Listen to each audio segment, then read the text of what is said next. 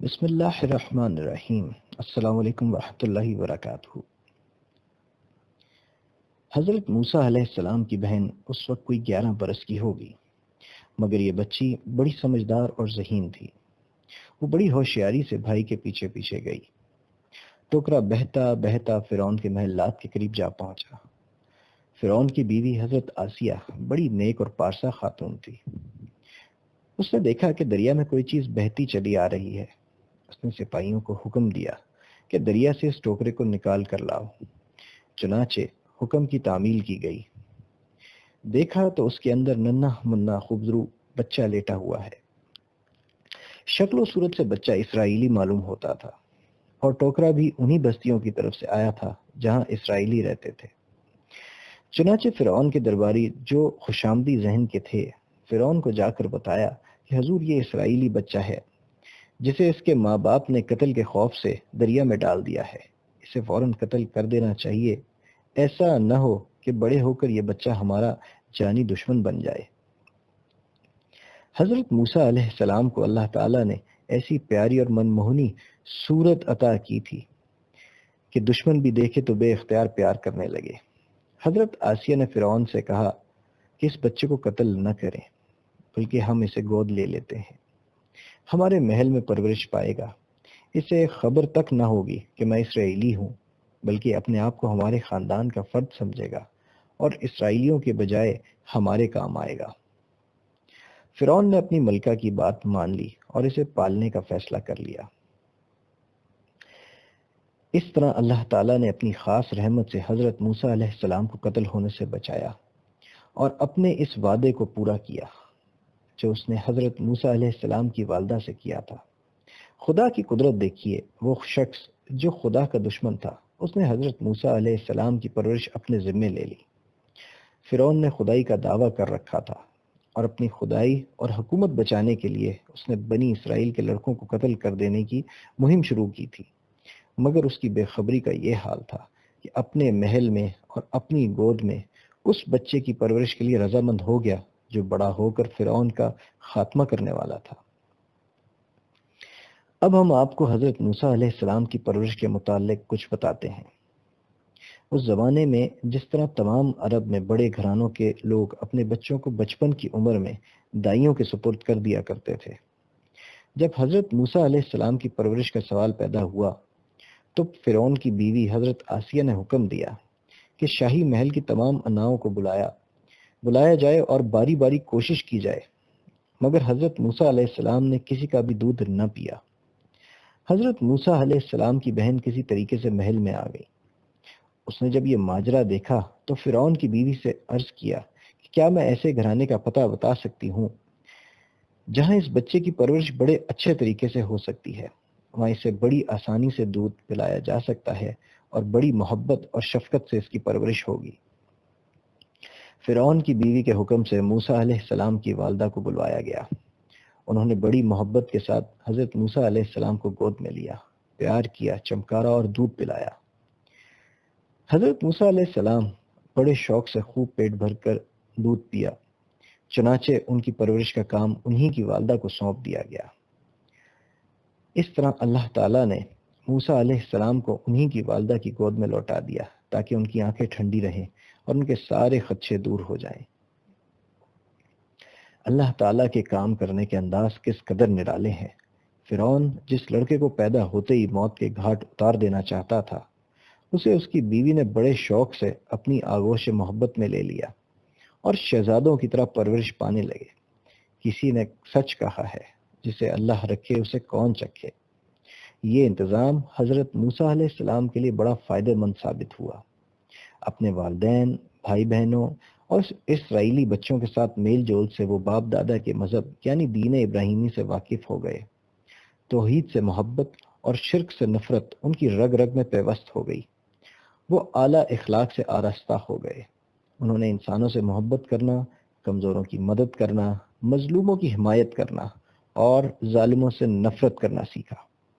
شاہی محل میں شہزادوں کی طرح پرورش پانے سے انہوں نے وہ تمام علوم و فنون سیکھ لیے جو اس زمانے میں رائج تھے، اور حکومت کے طور طریقوں سے بھی واقفیت حاصل کر لی۔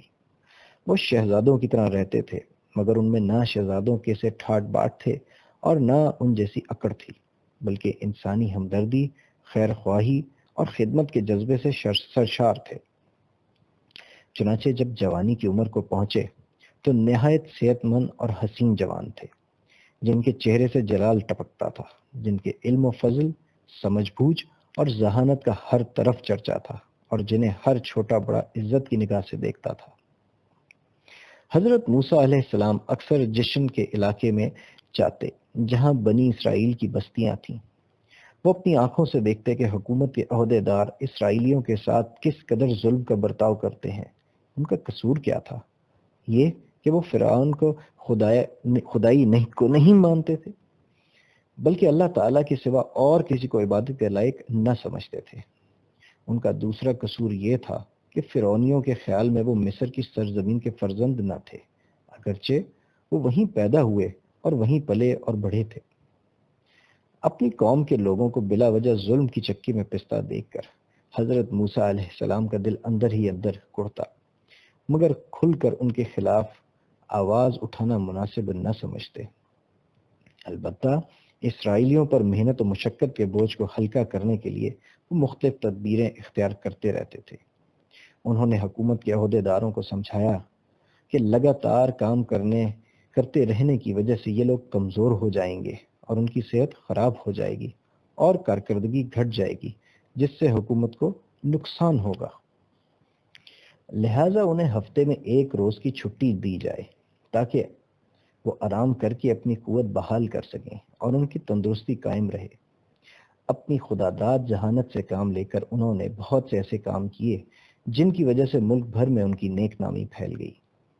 فرعون کے سرداروں کے گمان میں بھی نہ آ سکتا تھا کہ جس نوجوان کو وہ اپنے دست و بازو سمجھ رہے ہیں وہی ان کے دست و بازو کو توڑ دے گا اور ان کی حکومت اور طاقت کا خاتمہ کرے گا۔ فرعون جو خدائی کا دعوے دار تھا وہ بھی اس بات سے بالکل بے خبر تھا۔ حضرت موسیٰ علیہ السلام اکثر شہر میں گھومنے پھرنے جایا کرتے تھے۔ ایک دن وہ ایسے گھومنے پھرنے کے لیے نکلے جب سڑکیں سنسان تھیں اور ہر طرف سناٹا تھا۔ ایک جگہ کیا دیکھتے ہیں کہ 2 آدمی لڑ رہے ہیں، ان میں سے ایک اسرائیلی تھا اور دوسرا قبطی، یعنی فرعون کی قوم کا آدمی۔ اسرائیلی نے حضرت موسیٰ علیہ السلام کو مدد کے لیے پکارا۔ حضرت موسیٰ علیہ السلام نے آگے بڑھ کر قبطی کو ایک گھونسا مارا۔ گھونسا لگتے ہی قبطی زمین پر گر پڑا اور دیکھتے ہی دیکھتے تڑپ کر دم توڑ دیا۔ حضرت موسیٰ علیہ السلام نے تو گھونسا لڑائی ختم کرنے کے لیے مارا تھا، ان کے وہم و گمان میں بھی نہ آ سکتا تھا کہ ایک ہی گھونسے سے قبطی کا کام تمام ہو جائے گا۔ اس لیے وہ بہت پشیمان ہوئے اور اللہ تعالیٰ کے حضور میں گڑ گڑا کر التجا کی، پروردگار، میں نے اپنی جان پر ظلم کیا، میری خطا معاف کر دے اور میرے گناہ پر پردہ ڈال دے۔ اللہ تعالیٰ نے ان کی فریاد سن لی اور ان کی خطا معاف کر دی، وہ غفور الرحیم ہے۔ اب حضرت موسیٰ علیہ السلام نے عہد کیا کہ پروردگار، یہ احسان جو تو نے مجھ پر کیا ہے اس کے لیے میں بے حد شکر گزار ہوں، میں کبھی بھی مجرموں کا ساتھ نہ دوں گا۔ اسی دن انہوں نے اپنے دل میں فرعون اور اس کی حکومت سے قطع تعلق کرنے کا عہد کر لیا۔ فرعون کی حکومت ایک ظالم حکومت تھی۔ اس نے اہل ملک کو 2 گروہوں میں بانٹ رکھا تھا۔ قبطیوں کے لیے ہر طرح کے آرام و آسائش کے اسباب مہیا تھے، جبکہ حکومت میں بھی ان کا عمل و دخل تھا، مگر اسرائیلی زندگی کی بنیادی ضرورتوں سے بھی محروم تھے۔ انہیں اپنے مذہب پر چلنے کی بھی آزادی نہ تھی، بلکہ غلاموں کی سی زندگی گزارنے پر مجبور تھے۔ حضرت موسیٰ علیہ السلام نے محسوس کیا کہ کسی بھی ایماندار آدمی کو یہ زیب نہیں دیتا کہ ایسی ظالم حکومت کا کل پرزہ بن کر رہے، بلکہ اس کا فرض ہے کہ ایسی حکومت کا خاتمہ کرنے کی پوری کوشش کرے۔ قبطی کے قتل کی خبر سارے شہر میں پھیل گئی، لیکن سراغ نہ ملا۔ لوگوں کے دل میں یہ شبہ ضرور تھا کہ ہو نہ ہو یہ کسی اسرائیلی کا کام ہے، اس کا پتہ لگا کر اسے کیفر کردار تک پہنچانا چاہیے۔ دوسرے روز صبح سویرے حضرت موسیٰ علیہ السلام شہر میں گھومنے گئے۔ کل کے ناگوار واقعے کی یاد ابھی تازہ تھی۔ ڈر رہے تھے کہ راز فاش نہ ہو جائے اور اچانک کوئی میرا دامن نہ پکڑ لے۔ سہمے سہمے جا رہے تھے کہ پھر 2 آدمی لڑتے ہوئے دکھائی دیے۔ ایک وہی اسرائیلی تھا جس کی حمایت میں حضرت موسیٰ علیہ السلام نے کپتی کے گھونسا مارا تھا۔ اس نے پھر حضرت موسیٰ علیہ السلام کو مدد کے لیے پکارا، مگر حضرت موسیٰ علیہ السلام نے ڈانٹ کر کہا، تم جھگڑالو معلوم ہوتے ہو، ہر روز کسی سے جھگڑا مول لیتے ہو۔ کل بھی ایک شخص سے دم گتھا ہو رہے تھے، آج پھر وہی دنگا فساد کر رہے ہو۔ یہ کہہ کر وہ جھگڑا ختم کرنے کے لیے آگے بڑھے۔ اسرائیلی یہ سمجھا کہ جس طرح انہوں نے کل کپتی کے گھونسا مارا تھا، آج گھونسا مجھے مار کر میرا کام تمام کرنا چاہتے ہیں، اس لیے وہ چلا اٹھا، کیا آج مجھے بھی اسی طرح قتل کرنا چاہتے ہو جیسے کل ایک شخص کو قتل کر چکے ہو؟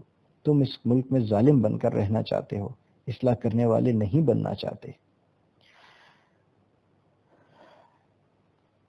اس اسرائیلی کی زبان سے ان الفاظ کا نکلنا تھا کہ حکومت کو خبر پہنچ گئی کہ کپتی کے قاتل حضرت موسیٰ علیہ السلام ہیں۔ بس پھر کیا تھا، ان کو گرفتار کر کے ان پر قتل کا مقدمہ چلانے کا فیصلہ ہو گیا۔ مگر اس سے پہلے کہ کوئی افسر حضرت موسیٰ علیہ السلام کو گرفتار کرنے کے لیے پہنچے، حضرت موسیٰ علیہ السلام کے ایک خیر خواہ نے انہیں اطلاع دی کہ تمہاری گرفتاری اور قتل کے مشورے ہو رہے ہیں، جان کی خیر چاہتے ہو تو فوراً یہاں سے نکل جاؤ، میں تمہارا سچا خیر خواہ ہوں، میرے مشورے پر عمل کرو ورنہ پچھتاؤ گے۔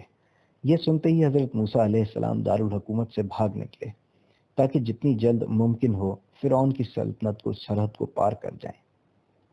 بات یہ ہے کہ اللہ تعالیٰ نے جس مقصد کے لیے حضرت موسیٰ علیہ السلام کو فرعون کے محل میں رہنے کا انتظام کیا تھا، وہ مقصد پورا ہو چکا تھا۔ وہ حکومت کے کاروبار اور حکمرانوں کے طور طریقوں سے واقف تھے، انہوں نے شہزادوں کی طرح پرورش پائی تھی، اس لیے فرعون اور اس کے سرداروں سے بے جھجک گفتگو کر سکتے تھے، اور ان کے دل میں فرعون اور فرعونیوں کا ذرہ برابر بھی رعب و خوف نہ تھا۔ اب ان کی تربیت کا دوسرا مرحلہ آ گیا تھا جس کے لیے فرعون کا محل موزوں نہ تھا، اس لیے قدرت کی طرف سے ایسے حالات پیدا ہو گئے کہ حضرت موسیٰ علیہ السلام کو مصر سے نکلنا پڑے۔ یہاں پر ایک بات قابل غور ہے کہ حضرت موسیٰ علیہ السلام صرف اور صرف اللہ تعالیٰ کے حکم کے مطابق دارالحکومت سے نکل پڑے۔ ظاہر ہے کہ جب اللہ کا حکم ہوا اور اللہ تعالیٰ کو دوسری منزل یا جو منزل آپ کے لیے مقصود تھی وہاں پر جانا ضروری تھا۔